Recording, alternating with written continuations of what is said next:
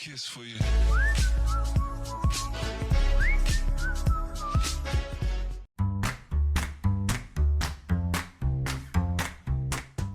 Here we see a demonstration of Newton's third law, that every action has an equal and opposite reaction. The catapult recoils when it throws an object, because the object imparts an equal and opposite force. Surprisingly, most people do not know that this applies to every interaction. When you're sitting in a chair, your mass exerts a force downwards. Would you agree with that? Yeah. Is there another force pushing back up on you? No, I mean, it wouldn't. I think it would just be gravity pushing down, right? No, I don't think so. When you're sitting in a chair, your mass exerts a force downwards into the chair. Is that right? Yes. Okay. Does the chair push back on you? No, I don't think so. Why do you think that? How could a chair exert a force on me? I don't understand that. Let's imagine the free body diagram of a man sitting in a chair. There is a force of his mass downwards. For the chair to be stationary, there must be another force acting upwards. If there is no force upwards, the chair would not be able to hold his weight, and the man would fall. Are you familiar with Newton's third law of motion that states for every action there is an equal and opposite reaction? Yes. So if what Newton said was true, does that maybe contradict what you said earlier about the chair not pushing back on you? Yes, I guess you would be right. Logically speaking, there would need to be another force there. Okay. Are you familiar with Isaac Newton's third law of motion? Yes, I remember something about it. It says for every action there is an equal and opposite Reaction? right. Oh, yes. So with that in mind, does the chair exert a force back on you?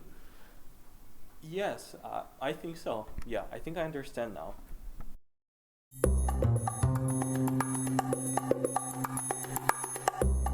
Momentum is the product of mass times velocity. An object with low mass and high velocity, such as the basketball, can have the same momentum as an object with a high mass and a low velocity. Which object in that interaction had the greater momentum? Is it the catapult, the projectile, or are they the same? Is it probably the catapult, I would assume? Why would you assume that? Because it's got the force to push something that is heavier than its natural state. It's carrying something and then tossing it, taking that weight. So which object has greater momentum? Is it the projectile or the catapult? Or do they have the same momentum? I feel like the projectile has more momentum, but the catapult also has momentum. The change in momentum is equal to the force applied to the object multiplied by the amount of time that that force is applied.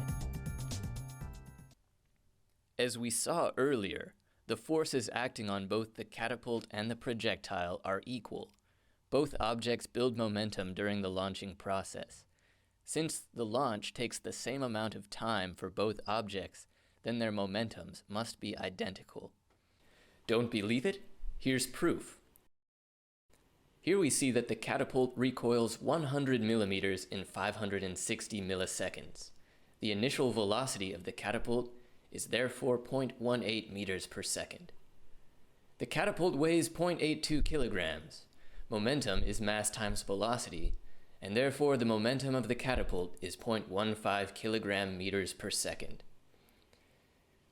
In 600 milliseconds, the projectile moves 300 millimeters. Its velocity is 0.5 meters per second. The projectile weighs 0.298 kilograms, and its momentum is 0.15 kilogram meters per second, identical to the catapult's momentum. Actually, the momentums of both the catapult and the projectile are equivalent. There is an equal and opposite reaction that takes place. The catapult pushes on the projectile with the same amount of force as the projectile pushes back on the catapult, And since that interaction takes place over the same period of time, their momentums are identical. Oh, wow.